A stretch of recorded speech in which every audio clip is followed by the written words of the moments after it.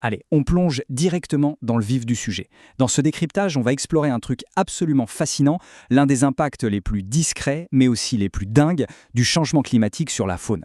Parce que oui, la hausse des températures, ce n'est pas juste la fonte des glaces ou des météos extrêmes, en fait ça réécrit littéralement les règles de la reproduction pour plein d'espèces sauvages, et ça se passe directement dans le nid.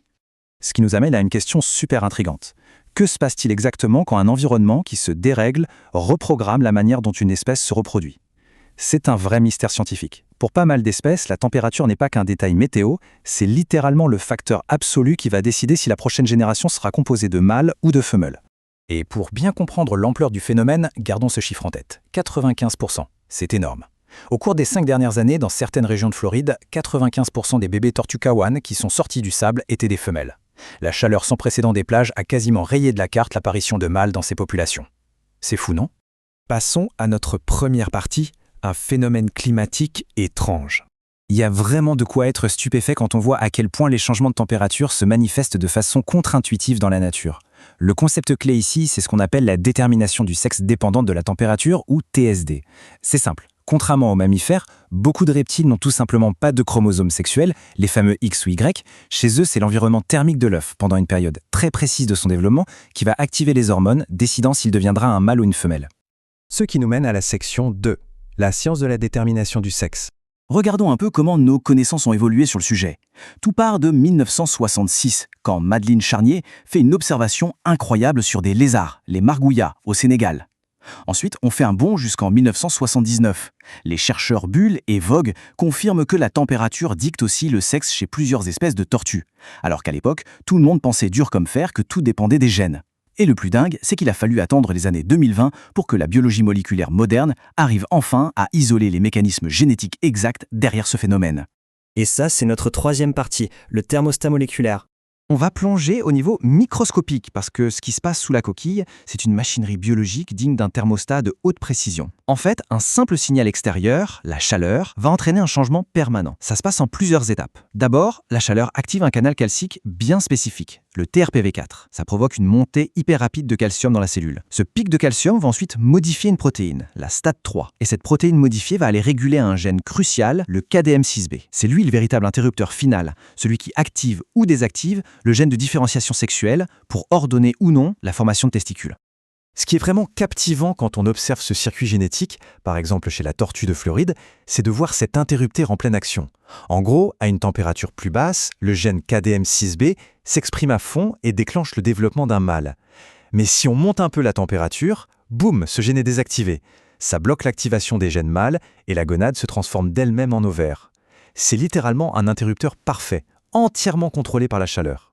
Passons à la quatrième partie. Tortue, alligator et renne. Élargissons un peu le cadre, parce que cette règle ne s'applique pas du tout de manière universelle. Prenons les tortues d'un côté et les crocodiliens de l'autre. Chez la plupart des tortues, on vient de le voir, la chaleur donne des femelles. Mais chez les alligators, c'est complètement différent. Les extrêmes, qu'il fasse très chaud ou très froid, produisent des femelles. Les mâles, eux, n'apparaissent que dans une toute petite fenêtre de température idéale, un juste milieu. C'est fascinant de voir comment un même changement climatique peut déséquilibrer les populations dans des directions diamétralement opposées selon l'espèce. Et le système tient vraiment à un fil. Pour vous donner une idée, un changement minuscule d'à peine 1 degré Celsius, ça suffit pour prendre un nid d'alligator d'Amérique qui produisait 100% de mâles et le faire basculer à 100% de femelles. La marge de manœuvre est quasiment inexistante. La fenêtre pour avoir des mâles se situe très précisément entre 32,5 et 33,5 degrés Celsius. La moindre variation en dehors de cette zone, et c'est un basculement total de la population. Bien sûr, la nature a toujours ses exceptions étonnantes. Regardons du côté de l'anguille des rizières. C'est un poisson hermaphrodite. En gros, ils naissent femelles et se transforment naturellement en mâles au cours de leur vie. Et là, paradoxe total, ils utilisent exactement la même voie cellulaire TRV4 qu'on a vue tout à l'heure, sauf que chez eux, la chaleur vient stimuler le développement des testicules. Donc dans ce cas ultra précis, des températures chaudes vont créer davantage de mâles. L'inverse exact des tortues. Mais attention, le climat ne modifie pas les ratios uniquement au stade de l'embryon. Il le fait aussi via la simple survie des adultes. L'exemple du renne du Svalbard est très parlant. Avec le réchauffement en Arctique, au lieu d'avoir de la neige en hiver, il pleut. Cette pluie gèle au sol et forme une épaisse croûte de glace ultra dure. Le problème, c'est que les mâles, qui sont déjà complètement épuisés et amaigris après la saison des amours, le rut, n'ont plus la force de briser cette glace pour manger. Ils meurent de faim en bien plus grand nombre que les femelles. Résultat, au printemps, on se retrouve avec une population massivement biaisée vers les femelles. Ce qui nous amène à la section 5, les effets d'entraînement écologique. Évidemment, tout ça a des conséquences à grande échelle. Qu'est-ce qui se passe quand une population ne compte presque plus qu'un seul sexe et finit inévitablement par s'effondrer? Samantha Bock, une chercheuse sur le sujet, résume très bien la situation.